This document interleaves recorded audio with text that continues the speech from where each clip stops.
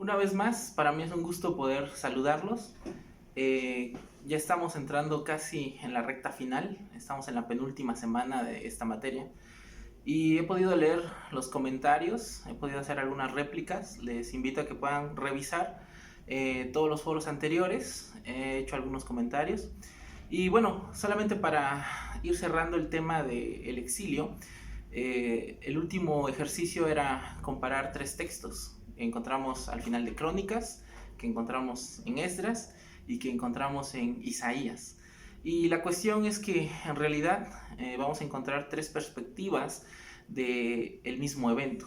Para el profeta Isaías, por ser una profecía, encontramos que desde el punto de vista del pasado, él está entendiendo que el castigo y el exilio babilónico es causa de los pecados, es causa de la desobediencia del pueblo. Sin embargo, él nos da una promesa de restauración. Y es muy interesante porque durante el exilio, los altos funcionarios, por ejemplo, tenemos historias paralelas como la de Esther, la de David, la de Daniel, y todos estos personajes en realidad sufrieron bastante. A veces no notamos su sufrimiento, a veces no notamos realmente todo el martirio que ellos pasaron. Sin embargo, en realidad, estos personajes, por ejemplo Daniel y sus amigos, sufrieron el castramiento. Entonces ellos ya no podrían tener descendencia, ellos en realidad habían perdido mucho porque ya no iban a poder regresar a su natal Jerusalén.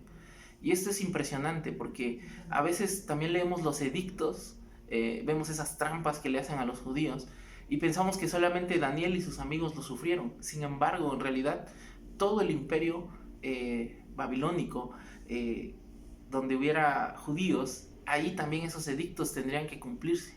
Entonces realmente debemos de meditar en esto. Muchos judíos en la época del exilio padecieron los mismos retos que Daniel y que sus amigos, porque en realidad estos edictos eran para todo el imperio. Entonces probablemente muchos judíos hayan muerto, muchos judíos no hayan negado su fe, sino que hayan permanecido firmes y fueron llevados tal vez a la muerte. Y bueno, desde el otro punto de vista tenemos a Esdras. Él está viviendo la historia. Y cuando nosotros leemos la historia de Esdras, él se pregunta, ¿por qué mi pueblo sufrió esto? ¿Por qué no ha llegado la restauración? ¿Verdad? Y entonces él vive en carne propia el cumplimiento de las profecías. Y cuando nosotros leemos la historia de Esdras, nos vamos a dar cuenta que aunque la profecía dice que vamos a ser salvos, aunque la profecía dice que va a haber restauración, la verdad no es fácil caminar, no es fácil avanzar. Porque Esdras a cada momento, a cada paso que daba, él tenía que enfrentarse a los adversarios, a los enemigos, al desánimo.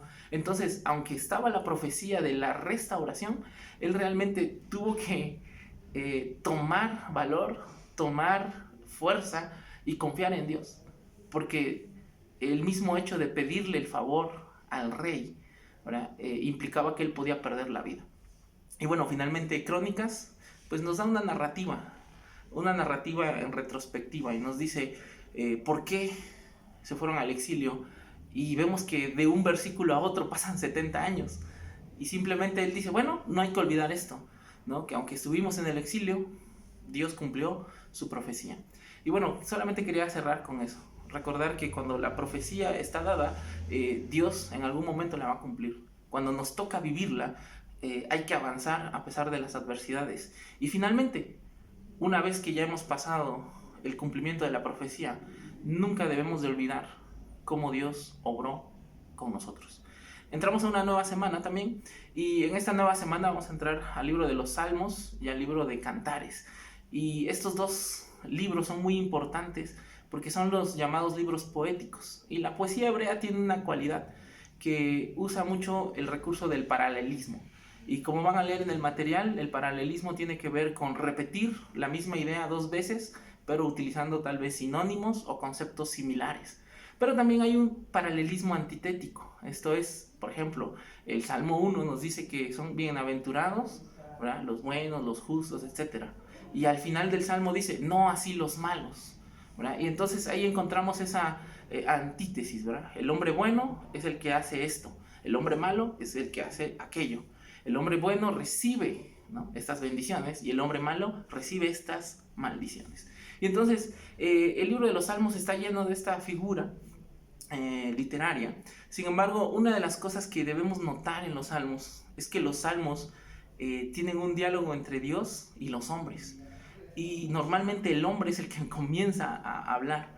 Cuando al hombre le va bien, cuando a ti y a mí nos va bien, normalmente damos gracias, estamos alegres, somos los hombres y las personas más felices del mundo. Pero ¿qué pasa cuando enfrentamos adversidades? Normalmente como cristianos pensamos que ya no debemos de juzgar, ya no debemos de entristecernos, ya no debemos de llorar. Pero los salmos nos muestran que aunque somos cristianos, cuando somos hijos de Dios, aún incluso en medio de la adversidad, vamos a llorar, vamos a lamentar. Incluso hay unos salmos que son difíciles para entender desde la óptica de la madurez cristiana, porque el salmista pide que Dios destruya a sus enemigos. Y en este caso eran personas. El salmista no pide misericordia, el salmista pide juicio. Sin embargo, vamos a encontrar que en ese diálogo Dios se presenta y le da una respuesta y una esperanza a cada salmista. Y bueno, el punto de los salmos es entender que el ser humano, aunque somos cristianos, seguimos teniendo sentimientos, seguimos viviendo en una realidad donde hay altas y bajas. Así que si alguna vez has considerado que estar triste o que realmente sentirte culpable o querer esa venganza hacia tus enemigos no es de cristianos, bueno, los salmos nos dicen lo contrario. Ahora, es importante entender el contexto en el que se dan.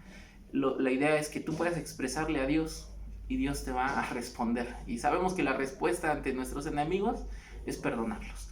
Y bueno, finalmente tenemos el libro de Cantares. Y este libro es muy interesante porque nos presenta una relación entre un hombre y una mujer.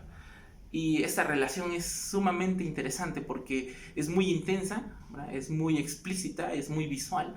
Y lamentablemente el primer método de interpretación de este texto fue el alegórico. Pero cuando nosotros alegorizamos y espiritualizamos este texto, nos perdemos de realmente la gran riqueza que tiene para la vida matrimonial. Y es lamentable ver que a veces en la vida cristiana y en el ministerio cristiano se descuide tanto al matrimonio y la relación matrimonial. Este libro nos recuerda que somos seres humanos, que Dios nos creó y que nos hizo seres sexuados. Entonces lo que este libro nos está diciendo es, hay una parte en el ser humano que necesita ser satisfecha por otro ser humano. Sabemos que Dios es el que llena los vacíos, pero hay cosas que Dios diseñó, como el matrimonio, como la relación entre pareja. Y lo vemos desde el Génesis, ¿verdad? Varón y hembra, hombre y mujer. Y entonces realmente este texto nos ayuda a poder una vez más encontrar que Dios se preocupa de todos los detalles de nuestra vida como cristianos. Y bueno, sin más por el momento, participen en los foros. Gracias por estar al tanto. En esta semana estaré calificando ya todas las tareas y pues muchas gracias.